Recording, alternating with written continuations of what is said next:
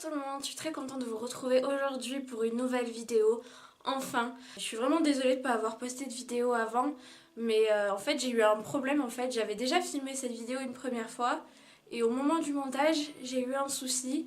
Du coup j'ai dû la refilmer une deuxième fois, mais bon, c'est pas grave, l'important c'est que j'ai réussi à la filmer enfin. Et puis on va rentrer tout de suite dans le vif du sujet.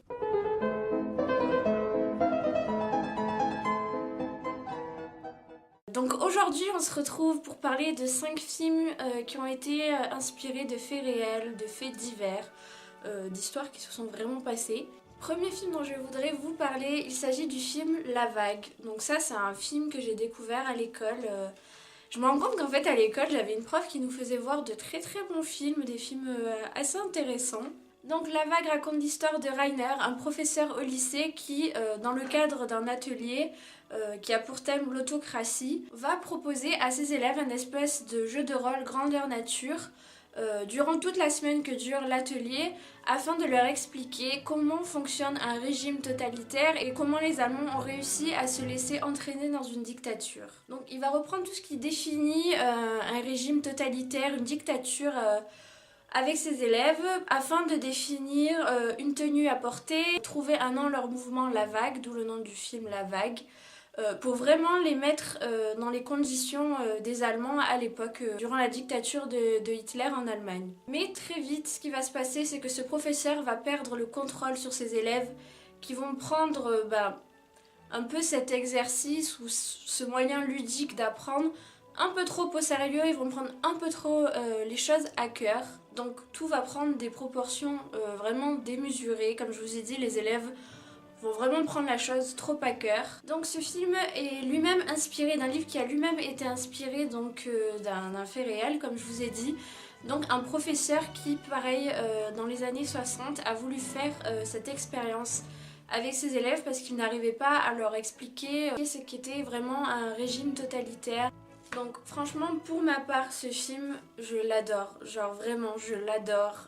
C'est vraiment typiquement le genre de film que je pourrais regarder 100 fois sans problème. Je l'ai déjà vu plusieurs fois. C'est vraiment, je trouve, un super film qui est super intéressant, avec un message intéressant, et je peux que vous le recommander. Deuxième film dont je veux vous parler, il s'agit du film I Love You Philip Morris, donc avec deux acteurs que j'adore, donc Jim Carrey, je pense que ça tout le monde le connaît, et Ewan McGregor, qui également je trouve un super acteur. Donc tiré d'une histoire vraie, Steven Russell est un arnaqueur aux assurances qui va faire des fraudes à l'assurance et qui va finir par être arrêté et envoyé en prison, où il va faire donc la rencontre de ce fameux Philip Morris, un autre détenu, un co-détenu, avec qui va naître une grande histoire d'amour passionnelle. Donc Steven va réussir à sortir de prison et va se faire passer pour un avocat afin de sortir de prison Philippe, son grand amour. Suite à ça, ils vont filer le parfait amour,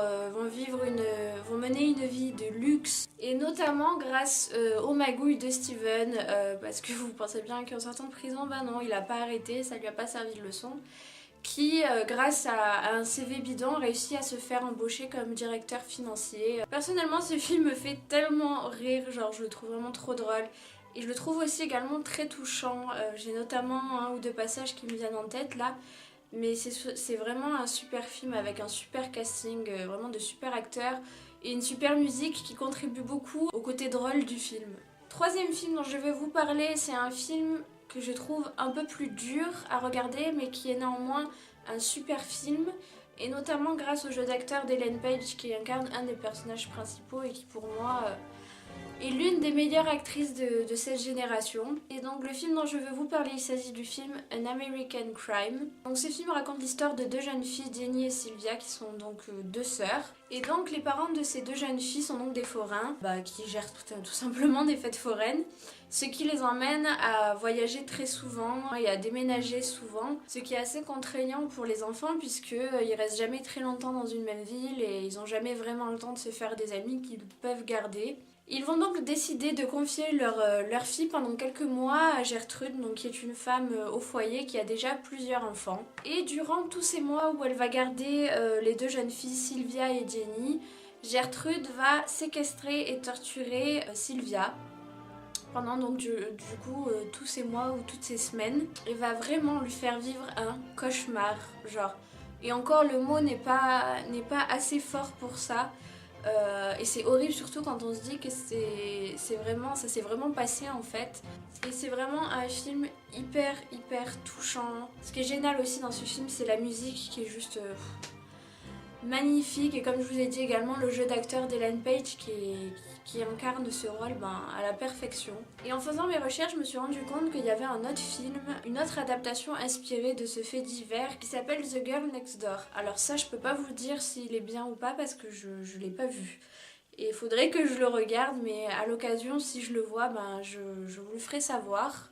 Quatrième film dont je vais vous parler, et ça je pense que c'est un film qui vous dira plus quelque chose que les autres, parce que déjà c'est un film français qui a été très médiatisé. Il s'agit du film Intouchable, donc je pense que vous en avez au moins déjà entendu parler. Si vous ne l'avez pas vu, vous en avez au moins entendu parler. Donc ce film raconte l'histoire de Philippe, un homme de la bourgeoisie qui vit dans un hôtel particulier, qui est donc paraplégique depuis un accident de parapente et qui va chercher à engager une aide à domicile. Et qui va donc décider d'engager Driss, un jeune homme qui vient tout juste de sortir de prison et qui a pas exactement le genre de profil qu'on pourrait rechercher. Parce que il incarne un petit peu la racaille qui sort de prison. Et à la surprise de beaucoup, il va naître entre eux une amitié très forte, aussi étonnante que drôle. Et en fait, malgré leurs deux profils, on va dire, différents, leurs deux personnalités très différentes, ils vont en fait vraiment se compléter l'un et l'autre. Donc ce film, moi, personnellement, je le trouve très drôle. C'est un film léger, ça fait du bien, voilà. C'est un film drôle. Si vous avez envie de passer un bon moment, franchement, je vous le conseille. Un moment de détente. C'est vraiment un super film avec une super belle musique aussi. Et cinquième et dernier film dont je voudrais vous parler, il s'agit du film Écrire pour exister, où on retrouve dans le casting la superbe Hilary Swank, qui est vraiment, je trouve, une super actrice. Donc ce film va suivre une professeure de 23 ans qui est incarnée par Hilary Swank, donc, et qui a choisi comme son premier poste de travailler dans un lycée difficile. Elle va alors avoir affaire à des élèves difficiles, issus souvent d'un milieu défavorisé, d'un contexte familial très compliqué. Et en fait, ce qui se passe, c'est que tous les jeunes dans ce lycée se regroupent par clans, selon leur ethnie, selon leur origine. Donc on va avoir d'un côté les Mexicains, d'un autre les Africains, d'un autre les Blancs. Ils sont vraiment divisés, ils s'aiment pas trop les uns les autres d'un clan à un autre. Alors cette professeure, forcément au début elle va avoir beaucoup de mal à avoir leur attention, à avoir leur confiance, voilà, à ce qu'ils l'écoutent tout simplement. Mais elle va peu à peu réussir quand même à gagner leur confiance, à les intéresser à son cours et à leur prouver qu'au final ils se sous-estiment et qu'ils ont tous du potentiel. Ce film, c'est vraiment, je trouve, un film touchant. C'est vraiment un beau film. Et puis voilà, je sais pas quoi vous dire d'autre, c'est vraiment un super film, donc voilà. Écoutez, c'est déjà terminé pour cette vidéo, j'espère qu'elle vous aura plu, que je vous ai donné envie de voir des films ou que je vous ai fait redécouvrir des films que vous avez vus il y a longtemps. N'hésitez pas à mettre un pouce en l'air si la vidéo vous a plu, à partager sur les réseaux sociaux parce que moi ça m'aide beaucoup, et à vous abonner si c'est pas déjà fait et si vous en avez envie, bien sûr, je force personne. Et aussi n'hésitez pas à me dire en commentaire si vous avez des idées de vidéos, si vous voulez que je parle d'un genre de film en particulier, et ça sera avec plaisir que je le ferai. Voilà, donc moi je vous dis à très bientôt dans une prochaine vidéo. Salut!